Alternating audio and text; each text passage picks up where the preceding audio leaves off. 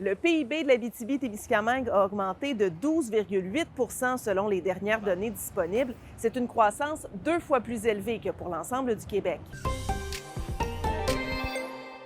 Bon jeudi, ce sont des chiffres qui ont été publiés cette semaine par l'Institut de la statistique du Québec qui datent de 2023, mais ça nous donne une bonne idée d'où vient la richesse de la région. Sans surprise, c'est le domaine de l'extraction minière qui génère le plus de revenus, 3,6 milliards de dollars de PIB. C'est suivi par les secteurs de la transformation et de la construction. Presque tous les secteurs sont en augmentation, notamment l'hébergement et la restauration et les arts et loisirs qui avaient été en baisse pendant la pandémie. Il y a un secteur où on voit une diminution, c'est le secteur de la foresterie, qui est notamment durement touché par les tarifs douaniers.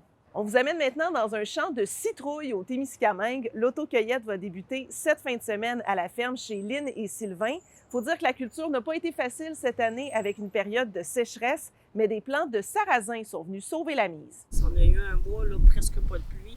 Le sarrasin était très haut. Je pense qu'il a protégé les citrouilles d'un excès de chaleur. Je pars le cœur rempli de gratitude et de beaux souvenirs. Et à tous ceux et celles qui poursuivent leurs engagements, je vous souhaite bon succès. C'était la dernière séance du conseil municipal de Céline Brindamour à Val-d'Or après 28 ans d'implication au conseil municipal, dont 4 comme mairesse. C'était donc l'heure des adieux pour elle, mais aussi pour Diane Dallaire.